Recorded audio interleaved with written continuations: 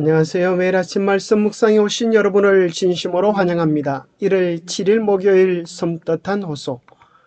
오늘의 말씀, 여호와께서 이르시되 가서 이 백성에게 이르기를 너희는 듣기는 들어도 깨닫지 못할 것이요 보기는 보아도 알지 못하리라 하여 이 백성의 마음을 둔하게 하며 그들의 귀가 막히고 그들의 눈이 감기게 하라. 염려하건대 그들이 눈으로 보고 귀로 듣고 마음으로 깨닫고 다시 돌아와 고침을 받을까노라 하시기로. 내가 이르되 주여 어느 때까지니까 하였더니 주께서 대답하시되 성읍들을 황폐하게 하여 주민이 없으며 가옥들에는 사람이 없고 이 토지는 황폐하게 되며 여호와께서 사람들을 멀리 옮기셔서 이 땅 가운데에 황폐한 곳이 많을 때까지니이라. 그 중에 10분의 1이 아직 남아있을지라도 이것도 황폐하게 될 것이나 밤나무와 상수리나무가 배임을 당하여도 그 그루터기는 남아있는 것 같이 거룩한 씨가 이 땅에 그루터기니라 하시더라. 생각할 문제, 하나님은 왜 이처럼 기이한 기별을 백성들에게 전하게 하셨는가? 우리를 향한 하나님의 마음은 무엇인가? 오늘 우리는 성경을 어떤 관점에서 바라보고 이해해야 할 것인가? 자, 하나님은 정말 기이한 기별을 백성에게 전하라고 이사야를 보내셨는데 이것을 쉬운 성경으로 읽어보면 뜻이 더 명확해집니다. 주께서 말씀하셨다. 가서 이 백성에게 전하여라. 너희가 듣기는 들어도 알아듣지 못하고 보기는 보아도 알아보지 못할 것이다. 너는 이 백성을 고집센 백성으로 만들어라. 그들의 귀를 닫고 그들의 눈을 어둡게 하여 듣고 보아도 깨닫지 못하게 하여라.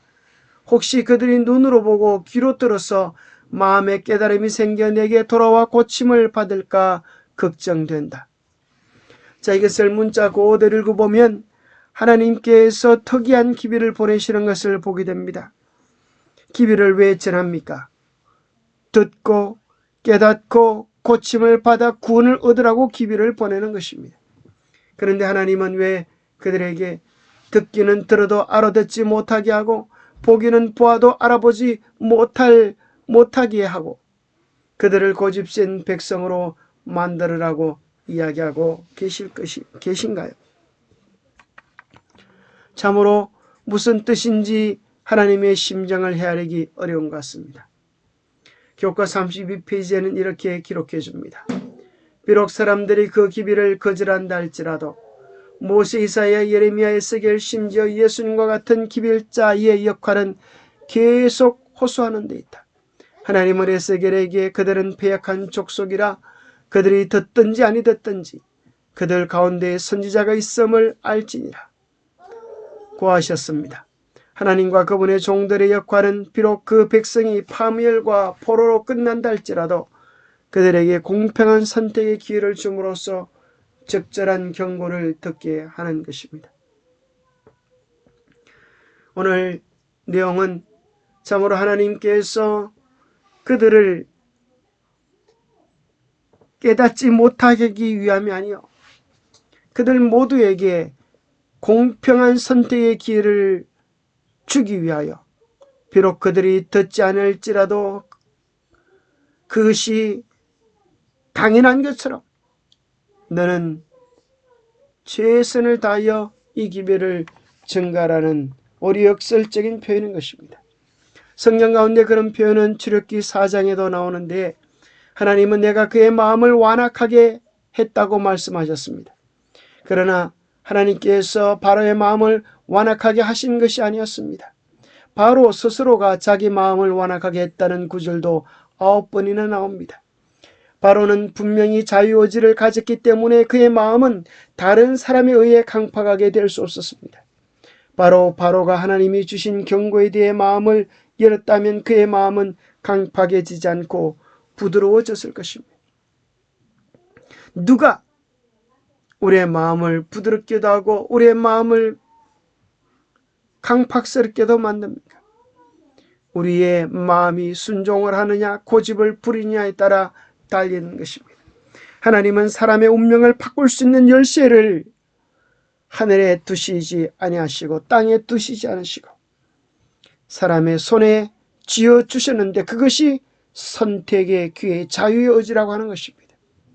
그래서 우리는 아무도 우리의 처지와 형편에 대하여 하나님을 원망할 수 있는 사람은 없습니다. 우리가 어떤 처지와 형편이 있든지 우리는 여전히 하나님 편을, 생명편을 선택할 수 있는 자유가 있기 때문입니다. 우리는 하나님께서 왜 우리를 이러한 처지에 두셨느냐라고 질문할 필요가 없습니다.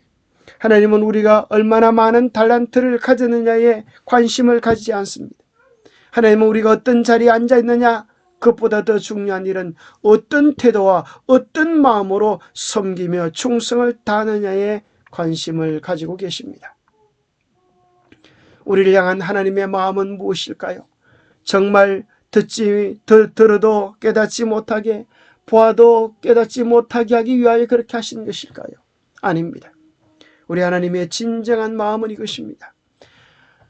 디모데전서 2장 4절 하나님은 모든 사람이 구원을 받으며 진리를 아는 데 이르기를 원하시느니라. 이것이 하나님의 마음입니다.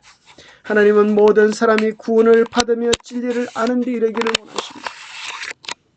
여호와의 말씀이니라. 너희를 향한 나의 생각을 내가 아나니 평안이 아니요 평안이요 재앙이 아니니라.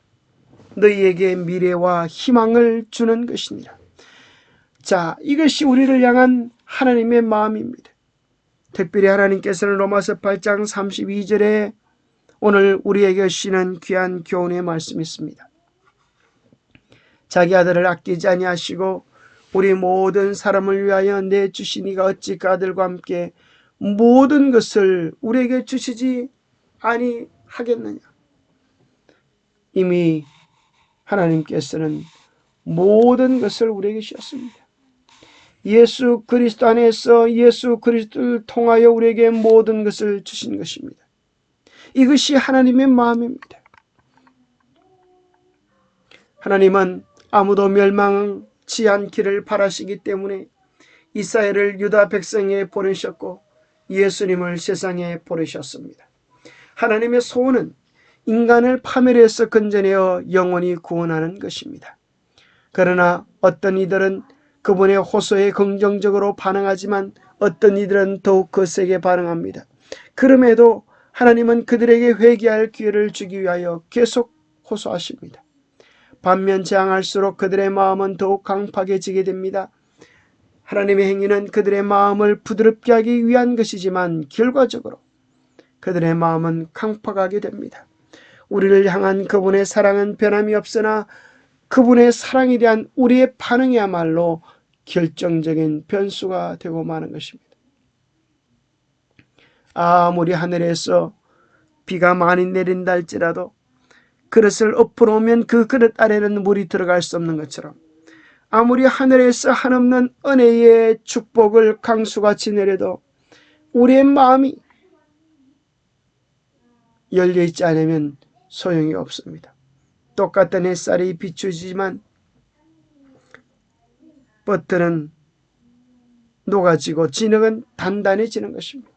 우리의 태도가 결정적인 변수가 됩니다. 시대소망 322페이지에 정말 중요한 말이 있습니다. 사람의 눈을 멀게 하고 마음을 강팍하게 하는 것은 하나님이 아니다.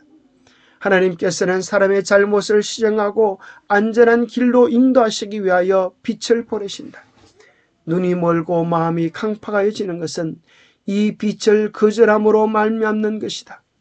흔히 그 과정은 점차적이요 거의 알아챌 수 없다. 빛은 하나님의 말씀과 당신의 종을 통하여 혹은 성령의 직접적인 역사를 통하여 사람에게 임한다. 한 줄기의 빛이라도 무시할 때 영적 감각력이 부분적으로 마비되어서 두 번째 나타나는 빛은 그만큼 분명하게 식별할 수 없게 된다. 그리하여 암흑은 전가되고 마침내 영혼이 밤과 같이 어두워진다.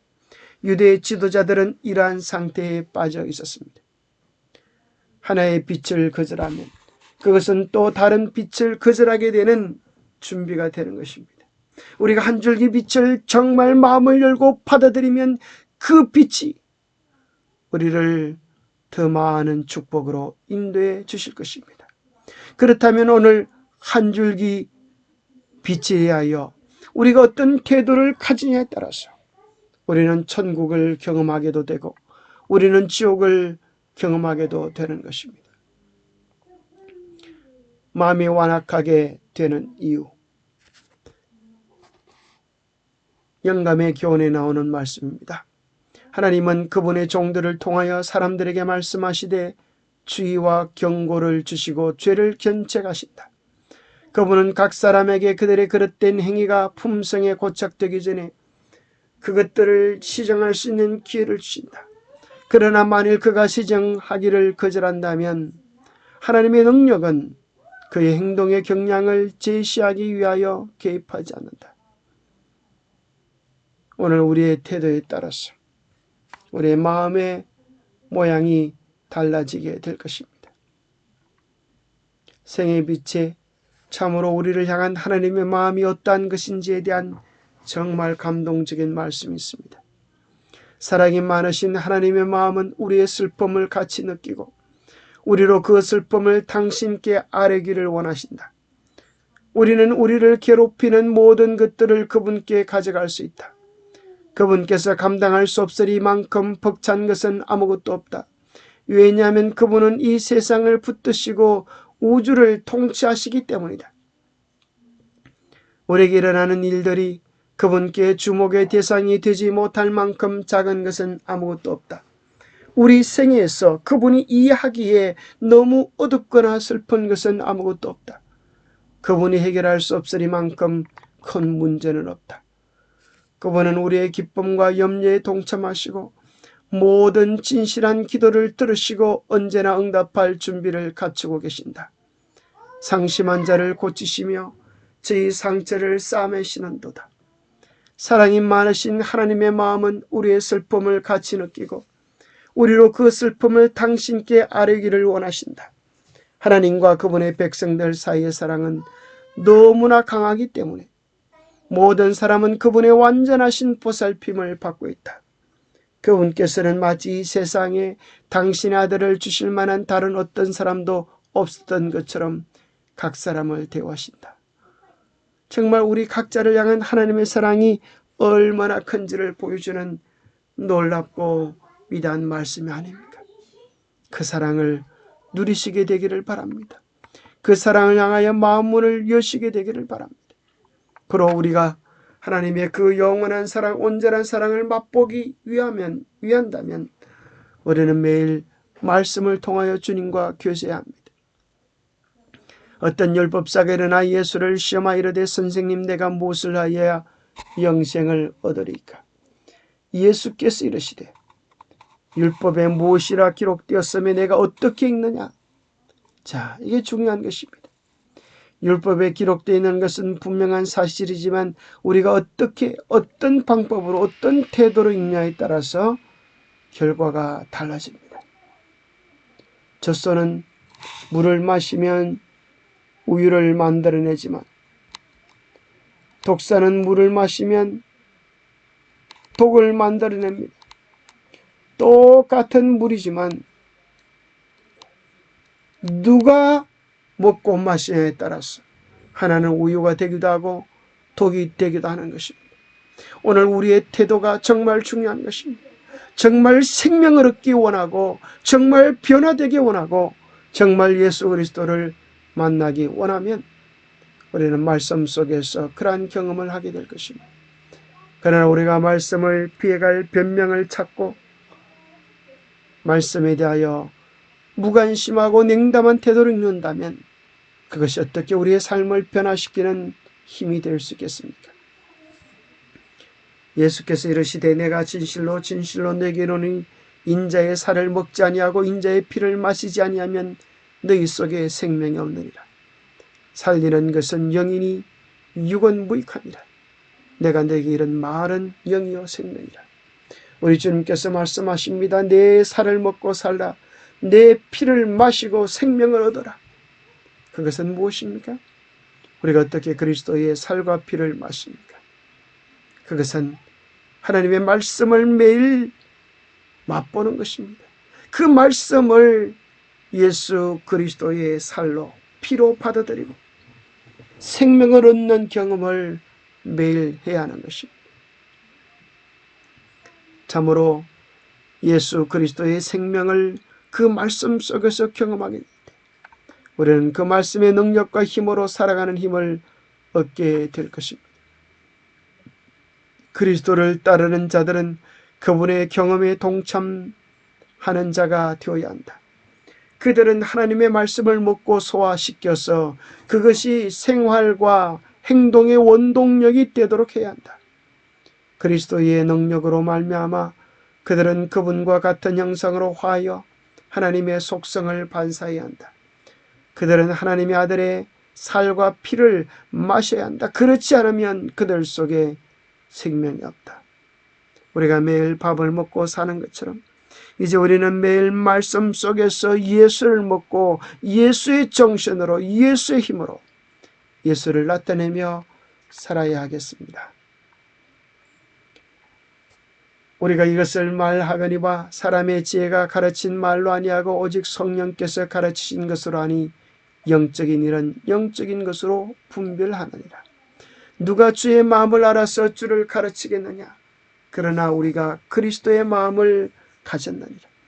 오늘 그리스도의 마음이 없이 그 말씀을 보면 그 말씀은 우리를 죽이는 것이고 하나님의 품성을 오해하게 하는 것이지만 하나님의 바른 품성, 사랑의 품성으로 그 말씀을 읽어보면 그 말씀은 우리의 자유의 의지를 인정하는 하나님의 섭리의 말씀일 뿐 아니라 비록 우리의 잘못까지라도 허물까지라도 주님께 돌아오면 모든 것을 책임진다고 하는 하나님의 엄청난 사랑임을 발견합니다.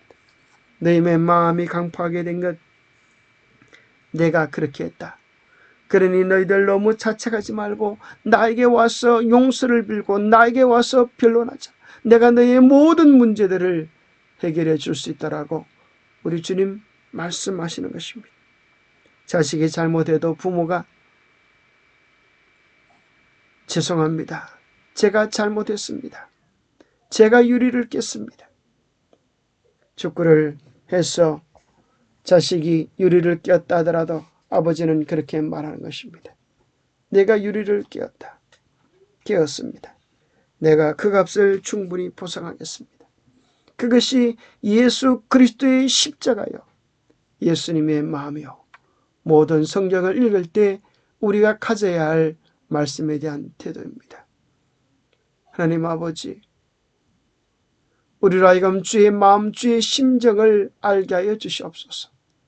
성경을 문자에 매달리지 않게 하시고 예수의 마음으로 예수의 심정으로 보게 하시고 매일 생명을 얻기 위하여 우리의 삶이 변화되기 위하여 말씀을 읽게 하여 주시옵소서.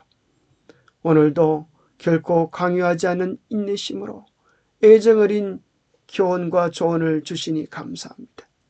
이제 우리도 주의 마음, 주의 심정을 깨달아서 오늘 주시는 성령의 단비를 받아들여 선한 열매를 내놓는 옥도처럼 언제나 부드러운 마음으로 순종하는 마음으로 생명의 열매를 주님께 드릴 수 있도록 도와주시옵소서. 성령의 거룩한 은혜가 우리의 마음을 붙잡으시고 인도하시고 변화시켜 주시옵기를 우리 주 예수 그리스도로 모자하여 간절히 간구하옵나이다. 감사합니다. 오늘도 말씀으로 더불어 주님과 함께 사는 축복의 날 되시기를 간절히 바랍니다.